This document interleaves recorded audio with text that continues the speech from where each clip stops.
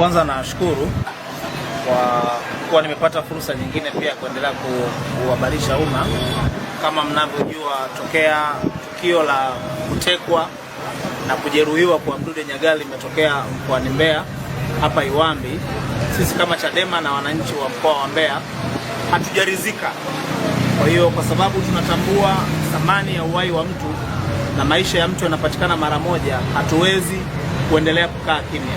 Na sisi Mbeya tumesema tunataka tukomeshe hali hii ya kutekana, kwa sababu hakuna mtu ambaye yuko salama. Leo utaona ni Mdude, kesho atakuwa mwenyekiti wa mkoa, kesho atakuwa kiongozi wa kata, kesho atakuwa nani. Hakuna actually ambaye yuko salama. Tumeona Tarime kuna mfanyabiashara alichukuliwa, wengi sana. Ukianza orodha ya watu ambao wanachukuliwa nchi ni wengi sana. Lakini kwa tukio la Mdude nafikiri ni karibuni mara ya 5. Nakumbuka siku za nyuma Mdude alitekwa, na baada ya kutekwa alipigwa na alikwenda kutupwa kwenye mitaro.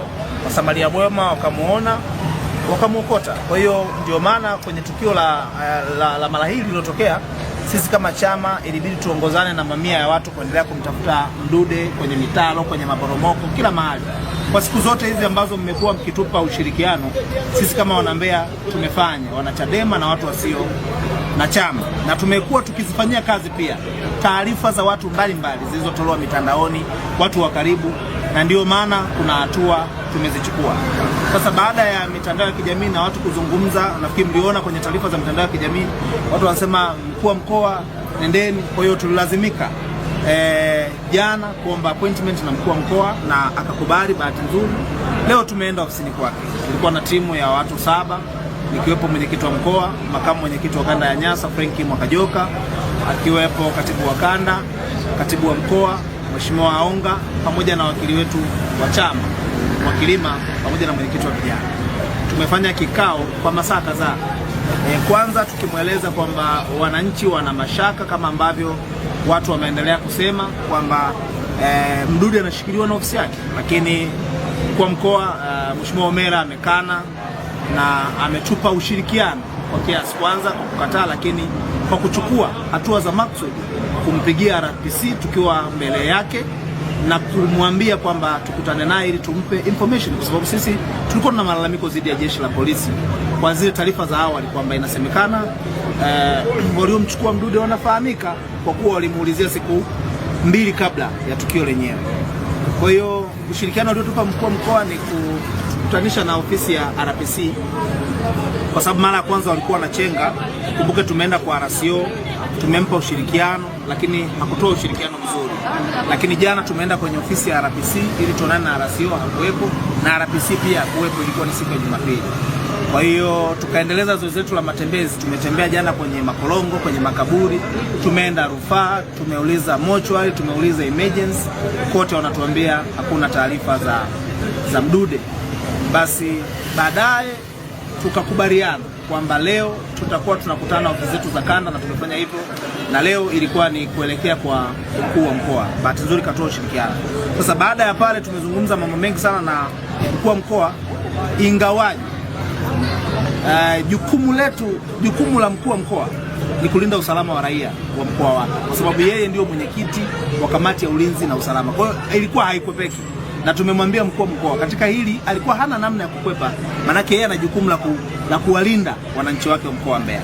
Kwa hiyo baadaye alipotuhamishia kwa RPC tumeenda sasa. Bahati nzuri zaidi, nafikiri juzi mliona statement ya jeshi la polisi makao makuu Dodoma, wakisema kwamba wamezisikia hizi taarifa na wanakuja. Kwa hiyo bahati nzuri leo tumekutana nao kwenye ofisi ya RPC, wawakilishi wa jeshi la polisi kutoka Dodoma, ambao wamekuja kwa hili swala ambalo linahusiana na tuhuma za jeshi la polisi, kwa sababu kiukweli sisi kama Chadema tulikuwa tuna imani tena na RPC wala RSO kwamba wanaweza wakalishughulikia hili jambo kwa sababu liko kwenye ofisi yao. Lakini bahati nzuri tunapata imani kidogo sasa kuona jeshi la polisi kutoka Dodoma wamekuja ili kushughulikia jambo hili. Na sisi tumewaahidi kwamba tunawapa ushirikiano wanaohitaji. Sisi tumeomba kwa jeshi la polisi kwamba kwa taarifa tulizonazo tunajua ndugu yetu wako naye. Kwa hiyo tumewaomba wao wafanye namna yoyote ile Mdude Nyagali apatikane akiwa hai. na sisi tutakuwa tuna shida nyingine. Tunachokitaka ni Mdude apatikane. Kwa moja ya vitu ambavyo tumekubaliana kwamba jambo hili tuliache kwao na tuwape ushirikiano kwa hatua za awali, lakini sisi kama chama tumekubaliana nao kwa sababu ili pia uende mahakamani lazima kuna taratibu za kisheria zifanyike, lazima watu wahojiwe, lazima upelelezi ufanyike. Sasa hao watu wetu ambao wana taarifa watafuata taratibu za kisheria. Kuna wanasheria wetu wa chama wapo, tutawasindikiza na viongozi ili wahojiwe na asikamatwe mtu yeyote, maana kila mtu ana haki ya kutoa taarifa, na sisi tutawapa taarifa.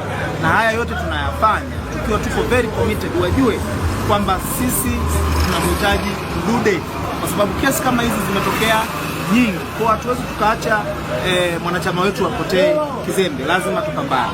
Na tumesema pamoja na kwamba tumetoa ushirikiano kwa jeshi la polisi, tumeenda kwenye ofisi ya mkuu wa mkoa, sisi kama viongozi lazima tutumie hekima. Kuna wakati fulani lazima tuzungumze na viongozi wenzetu.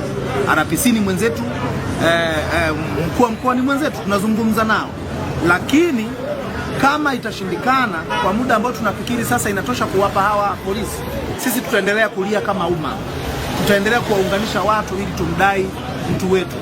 Kwa hatua za awali tumekubaliana tuwape ushirikiano kwanza wa awali wa kuwaleta mashahidi wetu, tuwapeleke kwenye ofisi ya RPC chini ya hawa wasimamizi, ili kusudi waendelee kupata hizi taarifa. Wajue sisi Chadema tutungi taarifa, hakuna mtu ambaye ana ugomvi na polisi, ni jeshi letu.